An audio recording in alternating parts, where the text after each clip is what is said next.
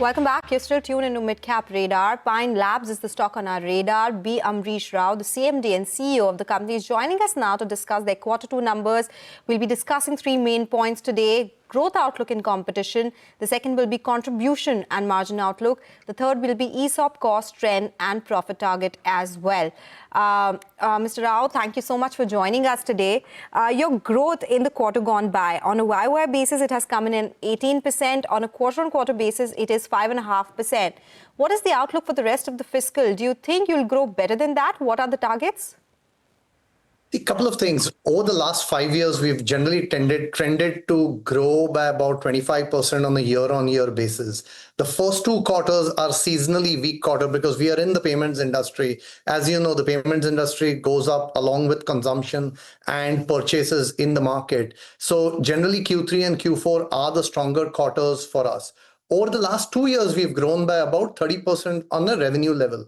This year, at a contribution margin, we grew at about 21% for the first half of this financial year. We are fairly confident that in the rest of the year, our growth will be slightly higher than where we have come in the first half of this year. Okay, when you mean slightly higher, you'll continue that 20-25% mark in terms of revenue growth? Yes, we feel super confident about us being able to deliver in the 20 to 25% growth on a full year basis. Right. Mr. Rao, what we want to understand from you is the segments that you operate in currently have several players. There's quite a bit of competition. Along with that, QR code-based payments is also gaining significant traction. A couple of analyst notes have highlighted this as a significant headwind. So how do you plan to navigate this, and how can you sustain growth at the current levels? Let me give you just some basic information about the company. In this quarter, we processed close to about $50 billion worth of transactions, or about 4.1 lakh crores of payment transactions. That's a growth of more than 60% at a volume level. The top 5 banks in India all have Pine Labs as their primary partner. The top 3 petroleum companies, the top 3 e-commerce companies. We are winning in the marketplace. One thing which is real is we are bringing on new volumes, new transaction type. May that be on QR, may that be on card, or for that matter, when it comes to even BBPS. So when you and me do bill payments today, those transactions, we have now become the second largest BBPS transactions provider in the country. On the online space, we've grown by about 70% on a year-on-year basis. Just to use a simple terminology out there, we think we are crushing it in the market when it comes to winning new deals and protecting our businesses. Okay, in terms of, we are also reading it from a note where they say that your distribution is still weaker than the peers because, as Vivek also mentioned that QR code, the acceptance around that for at least smaller vendors, that's picking up. So what kind of distribution plans do you have to improve that and take it to smaller centers as well, be it tier 3, tier 4 cities?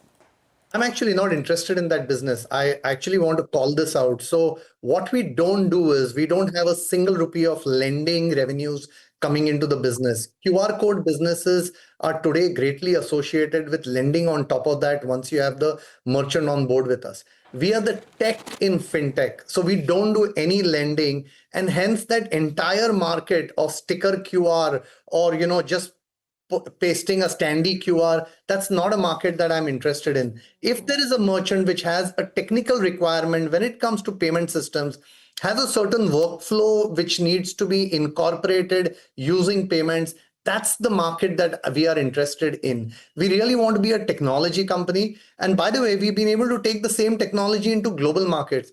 So you will most likely see us more in Singapore and Dubai than to see us in tier 5, tier 6 cities of the country. Got it.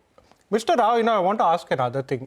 In Q2, what aided, especially the bottom line performance, was 2 things. Number 1, a very sharp rise in other income, and number 2, a sharp decrease as far as the ESOP costs were concerned. Now, H2, how will both of these, segmental profits actually trend? And end of FY26, where do we end in terms of all of the 3 parameters? Great question. See, look, I'll break it up into 2 parts, right? So the first part is when it comes to contribution margin and revenue, that if we can continue to grow it at about 20 to 25%, And then if we can keep the wage bill and the employee-related expenses at 10% year-on-year growth, what we would have been able to do is we would have been able to capture a significant portion coming to the adjusted EBITDA line. Now, below the adjusted EBITDA line, we have two line items. One is around depreciation. So what we have been doing over the last 18 months is we've been actually asking more and more of our merchant partners or bank partners to procure hardware on their own while we just focus on the software layer. So what happens because of that is the depreciation line has come down from being almost about 12% of revenues down to less than 5% of revenues.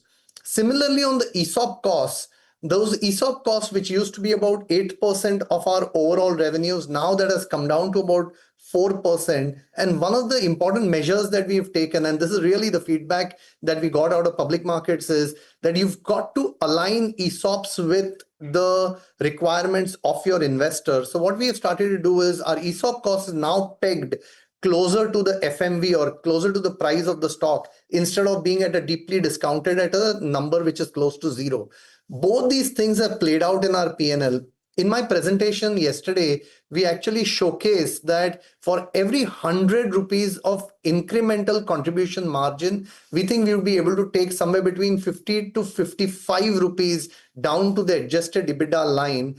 And to the PAT line, it'll be, to the PBT line, it'll be somewhere between 45 to 55 rupees. Okay, so now that you've done those calculations and you have certain strategies in place, for instance, you don't want to spend a lot on the hardware so that depreciation reduces, and you want to mark ESOPs to market price as well.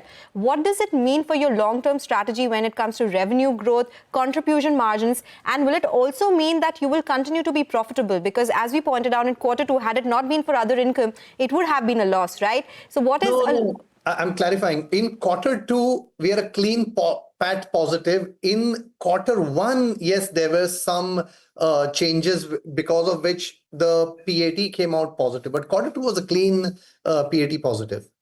Okay, we take that point as well. The other thing we want to understand from you is, now Q2, you've actually seen strong growth as far as the international segment is concerned. And this, we're talking about the issuing as well as the acquiring business. Now, going forward, what is the kind of growth rate this can see? Also, what will be the kind of contribution you see from the international business as part of the overall top line?